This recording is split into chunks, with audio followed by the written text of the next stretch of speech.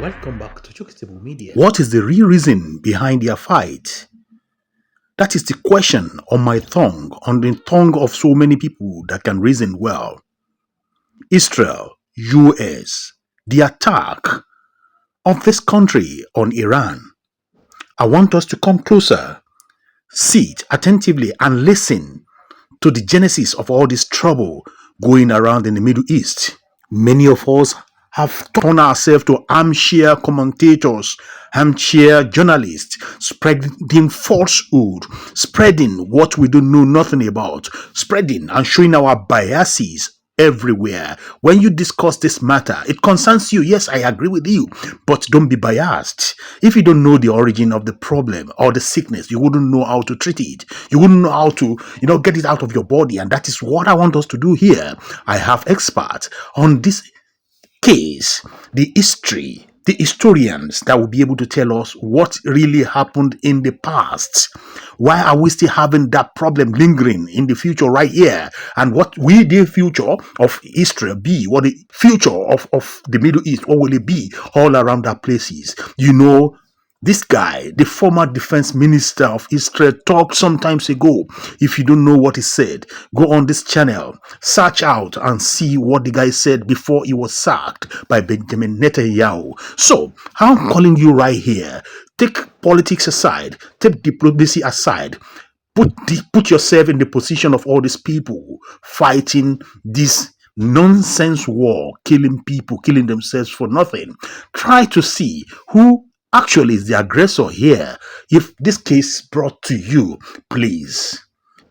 There's nothing like diplomacy. There's nothing like politics when you want to talk the truth. And that is the truth I want you to listen to here. The origin and the genesis of the trouble happening over there.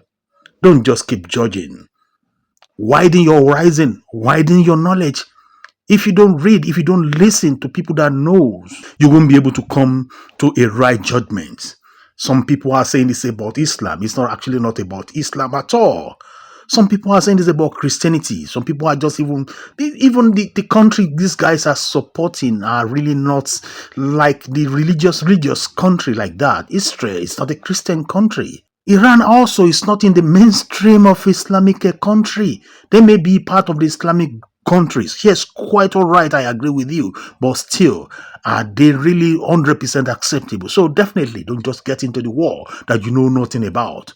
Learn so that at least you will be able to be the top notch, a good opinion maker when people ask you to come and talk about what is happening all around. Tell them you know. And if you don't know, tell them you don't know. Let me, bring you Dr. Zakir Naik here. He wants to explain to us what was the genesis, what was the origin of this trouble. This is Chokestable Media. Let's listen. Iran, America, and Israel. What's the real reason behind their fight? There are 57 Islamic countries in the world, so why is it that America and Israel have focused only on Iran? To truly understand the conflict between Iran and the US, we need to go back all the way to World War II. We shall never surrender. During World War II, every country basically had two choices.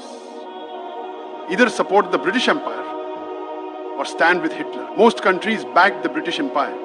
But at that time, the Shah of Iran sided with the British Empire. They teamed up with Hitler, and after that, Iran and Germany became really close friends. The British Empire didn't like this at all. So, Britain started attacking Iran from all sides and quickly began conquering the entire country. Seeing this, the Shah of Iran surrendered to the British Empire within a few days and begged them to save his throne. The British agreed, but on one condition: he had to step down, and his 22-year-old son would become the new Shah of Iran. This happened because his son, Reza Shah Pahlavi, was a loyal puppet of the British Empire. The new king of Iran was heavily inspired by the English. He wanted the people of Iran to dress just like Westerners, throw parties like them, and forget all their traditions. That's why from day one, he tried to distance Islam from the Iranian people. Because of this, he banned wearing the hijab in Iran, shut down many madrasas and mosques, and arrested the country's leading Islamic scholar. He started doing this, and music, parties, and alcohol began spreading all over Iran. There was even a time when Iran was producing so much alcohol that this Islamic country started exporting it worldwide. The king of Iran thought whatever he was doing was absolutely great. I mean, to be honest, he saw himself as the king of kings. One day he even told King Faisal of Saudi Arabia, "Why are you stuck in the old ways? You should turn Saudi into a liberal country, just like the West." But the Saudi king Faisal refused to do that. But the funny thing is, today the same Saudi Arabia tells Iran to be a bit more liberal. But now Iran doesn't listen to them. After all, the Shah of Iran tried so hard to push Iran away from Islam that all the major Islamic scholars in Iran started opposing him. After that, these scholars began giving speeches against the Shah in mosques and madrasas. The biggest scholar among them was Ayatollah Khomeini. Khomeini and his followers started urging the people of Iran to rebel against the Shah. Oh, they're sure waiting for it. Eventually, Khomeini's influence in Iran grew so much that the Shah of Iran arrested him and expelled him from the country for good. After that, Imam Khomeini left Iran and settled in Iraq, where a young leader was closely watching his every move. Gradually, even Saddam Hussein began to fear Khomeini's rising power. One day, Saddam even told the Shah of Iran that if he wanted, he could eliminate Khomeini by killing him. Something that was quite typical for Saddam, and we've already explained that fully. But Iran, the Shah said no, there was no need to kill him. That old Khomeini can't harm me in any way. Imam Khomeini started recording his speeches on cassettes while sitting in Iraq. These tapes were then secretly smuggled all across Iran. People got so inspired by Khomeini's words that little by little they began to see him as their leader more than the Shah of Iran. But removing the Shah wasn't going to be easy, since he had a very powerful army and full support from the super. Back then, America was like a boss, and in the Muslim world, it was America's favorite puppet. But at that time, when the Shah of Iran was at the peak of his power, he made the biggest mistake of his life. The flames of Persia, the world's biggest and most expensive party. Suddenly, one day, the Shah of Iran announced that to revive the great Persian Empire, there would be the biggest party ever held in Iran. This was a party where all the world leaders and top celebrities were invited. The Shah wanted to bring that Persian Empire back to life. He wanted it. A long time ago, during the caliphate of Hazrat Umar bin Khattab, Muslims destroyed the ancient city of Iran. For this party, a new city was built in the middle of Iran's desert. And the Shah of Iran ordered 600 limousines for his VIP guests. They served food on gold plates. After that, the Shah stood everyone up in front of him, sat on his golden throne, and declared himself the new emperor of the empire. But while the Shah was living his lavish lifestyle, the poor people of Iran started to think, we are starving here, struggling to find food and drink, while our king eats off a golden plate. That's why, after this party, the people of Iran quickly started leaning towards Imam Khomeini's ideas. Khomeini even declared in his tapes that Iran's king is the Yazid of our times. Gradually, Khomeini became so powerful in Iran that the king realized only one power could save him now, the superpower America. So just like his father before him, he went to beg the presidents of France and other countries, held a very important meeting together. At the end of this meeting, they clearly told the Shah of Iran that now no one could protect him from Khomeini. As soon as he heard this, the Shah left his country and fled for good. When Khomeini found out that the Shah had run away from Iran out of fear of him, after spending 14 years in exile, Imam Khomeini finally set off towards Iran. Never before in history had so many people gathered for any leader as they did for Imam Khomeini. People gathered to welcome Khomeini. About 7 million people welcomed Imam Khomeini in Iran, which was a world record. As soon as Khomeini arrived in Iran, for the first time, slogans like death to America and death to Israel started echoing across the country. Khomeini's followers arrested everyone in the American embassy.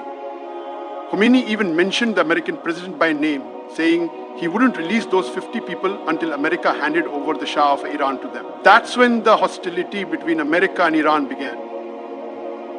But the Shah of Iran never returned. He didn't come, and after he died, his son declared himself the new Shah of Iran. Now, in Iran, Khomeini set up his new Islamic government. But as soon as Khomeini became Iran's leader, at the same time a new leader also came to power right next door in Iraq, Saddam Hussein.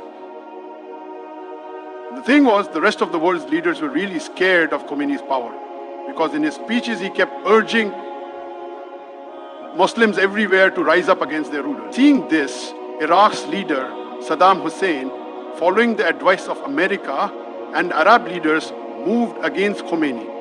Saddam attacked, leading to a brutal war between Iran and Iraq that lasted 8 years. Even though Saddam had the support of the whole world, he couldn't remove Khomeini from power. And right after the war ended, Khomeini passed away. His funeral was the biggest in history, with around 10 million people attending, making it the largest gathering for any leader ever recorded in the Guinness World Records. After that, Iran's ministers came together and, after Khamenei, they chose their new leader, Ayatollah Ali Khamenei, a student of Ayatollah Khamenei, who is still Iran's supreme leader today. After the war with Iran ended, Iran's leaders realized that the US and Israel would never stop targeting them unless Iran had its own atomic bomb. But the problem was, making an atomic bomb isn't easy. It's a really complicated technology, and back then no one was willing to hand over that tech to Iran. So Iran was basically waiting for some kind of miracle, some country in the world to help them get their atom, helped in making a bomb. And the strange thing is, that's exactly what happened. A country right next to Iran, the world's first Islamic country, Pakistan, made its first atomic bomb. Pakistan today successfully conducted 5 nuclear tests. After developing the atomic bomb, Abdul Qadir Khan very secretly started sending centrifuge technology to Iran to help them make their own bomb. The centrifuge machine is the most important thing for making an atomic bomb. It basically spins just like a washing machine, but instead of clothes, uranium is put in. If uranium is kept in this machine for a short time, up to 5%, it generates electricity. But if uranium is spun in this machine for a longer time, up to 90%, it creates an atomic bomb. Iran started using Pakistan's technology to quickly build nuclear plants. But as soon as Iran began all this, somehow the US found out about it. The US was somewhat okay with Pakistan having an atomic bomb because Pakistan is a very loyal ally to America. You have to look after your own people. No matter what happens, Pakistan never goes against America because they've been long-time friends. BNB, my friend, but Iran has always been the opposite. Time and again, it stared down America and threatened them. So as soon as America found out about Iran's project, the American president came out in front of the whole world and said in his speech that there are some countries trying to make chemical and atomic bombs for themselves. One being Saddam Hussein's Iraq and the other Iran under Khamenei. Everyone in the world knows by now that this was a huge lie. Shortly after George Bush's speech, America attacked Saddam Hussein, killed thousands in Iraq and toppled his regime. After breaking Saddam's rule so easily, the US realized it could accuse any country falsely and justify an attack. That's why after Afghanistan and Iraq, Iran became America's next target. And once again, the US kept repeating the lie that Iran had nuclear bombs. After that, the whole world was watching Iran's leader, Ayatollah Khamenei. It was the perfect time to attack Iran, because on one side, the US had a huge military presence in Afghanistan, and on the other, Iraq was also filled with American troops. Basically, the US had Iran surrounded from all sides. So all eyes were on Khamenei to see how he would protect Iran from the superpower America. And then Khamenei said something that completely blew away all the excuses the US had for attacking Iran. Khamenei, who is the top scholar in the Islamic world, issued a fatwa saying that making atomic bombs is completely forbidden in Islam for Muslims. Islam teaches us that even in war, you can't harm children, old people, or women. You're not even allowed to cut down trees in battle. But an atomic bomb destroys everything indiscriminately. That's why Khamenei declared atomic bombs absolutely forbidden for Muslims. He also announced that Iran has no intention of making an atomic bomb and that Iran's doors are open to everyone. It was announced that no agency in the world should just come to Iran and see for themselves that Iran has no intention of making an atomic bomb. But when the UN team went to Iran, they found that all the nuclear plants there were built exactly like the ones in Pakistan. And the whole world realized that Iran had bought this technology from Pakistan. And pressure on Pakistan increased so much that Abdul Qadir Khan himself came on TV, admitted it, and then apologized to everyone. That's the truth. And to please the world, Pakistan Khan was arrested and locked up in his own house. After Khamenei's fatwa, America had no excuse left to attack Iran. But there was one country in the world that kept pushing America to strike Iran. Still, America didn't listen to Israel. Slowly, things started to change. A very important Iranian guy sitting in France wrote something really strange, that Ayatollah Khamenei's fatwa declaring the atomic bomb forbidden is fake, and it's just hiding behind the Islamic concept of taqiyya, deception. Is hiding. In Islam, taqiyya means that a person can lie to save their own life. So this guy said that Khamenei issued this fake fatwa to save the people of Iran. And this guy, Mahmoud Murad Khan, is no ordinary person. He's Khamenei's sister's son, his own nephew. Khamenei's sister and her son are among his biggest enemies in Iran. Around this time, the US also started getting more suspicious of Iran. Then, in 2009, the US imposed really tough sanctions on Iran. Significant regime of sanctions. Look at this graph. The US's, before the sanctions, Iran's economy was booming fast. But as soon as the US imposed the sanctions, Iran's entire economy just came to a halt. After these US sanctions, a country like Iran, which is loaded with oil and gas, started going bankrupt. Without America's permission, Iran can't sell its gas to anyone in the world. Even after striking a deal with its close neighbor Pakistan, Pakistan refuses to buy gas from Iran. Instead of Iran's cheap gas, Pakistan imports LNG all the way from Qatar. It's like someone being too scared of a powerful landlord to even take care of their own home. People usually avoid buying expensive stuff from nearby shops and instead go far away to buy pricey items. There are only 3 major countries in the world that still do business with Iran today: China, Russia, and India. Because of the sanctions imposed by the US, Iran's situation got so bad that the Iranian government became willing to negotiate with America. Eventually, under President Barack Obama, Iran agreed to a nuclear deal where Iran promised not to make nuclear bombs, and in return, the US lifted all sanctions, allowing Iran's economy to get strong again. It was a huge win for both countries, but right from day one, there was one guy in America who was strongly against this deal. Donald Trump was totally against it because in America, there's a massive Jewish network. And without their support, no one can really get anything done. That's why shortly after winning his first election, Donald Trump scrapped the deal with Iran and slapped tough sanctions on Iran again to weaken its economy fast. Things were starting to fall apart. But of course, Iran is Iran. It wasn't going to stay quiet and scared like the rest of the Muslim world. As soon as Trump imposed sanctions on Iran, they kicked their nuclear program back into gear. On the other hand, everyone knows Donald Trump doesn't tolerate anyone messing around with him. When Iran stared down America, Trump suddenly took action. One day, out of nowhere, he launched a missile strike that took out Iran's army chief Qasem Soleimani. This was a huge deal for Iran and its people. It was humiliating that someone could so easily kill their army chief right in front of the whole world, which slowly but surely started ramping up anger against the US in Iran. And just after Soleimani's death, when new elections were held in Iran, a new president came into power, Ibrahim Raisi. Bismillah ar-Rahman. Rahim Raisi was a no-nonsense, tough president who was never going to back down to the US or Israel under any circumstance. As soon as Ibrahim Raisi became president, Iran's nuclear program started ramping up again. And right from the start, everyone realized this.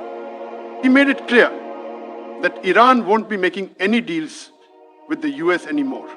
At the same time, they started sending funding and weapons to all the groups fighting against Israel. And during that time, Israel and Gaza. But we all know what usually happens to any leader who openly speaks out against the US and Israel. President Raisi died when his helicopter crashed. After Raisi's death, exactly 1 year ago, Iran held elections again, where the people chose a leader completely opposite to Ibrahim Raisi, who is he's a soft-spoken and practical guy. As soon as he became president, the first thing he announced was that they still firmly stand by Ayatollah Khamenei's fatwa, and Iran will never make a nuclear bomb. No, we're not developing any. He also said that Iran is ready to deal not just with the US, but with the whole world. Because of that, very secretly, just recently, meetings began between the US and Iran to strike, but Israel never wants the US and Iran to make a deal. So Israel started trying everything it could. And then they started making false accusations against Iran again. Iran has never given up its quest for nuclear weapons. They say Iran is going to build an atomic bomb within a month, that it could happen in a few months.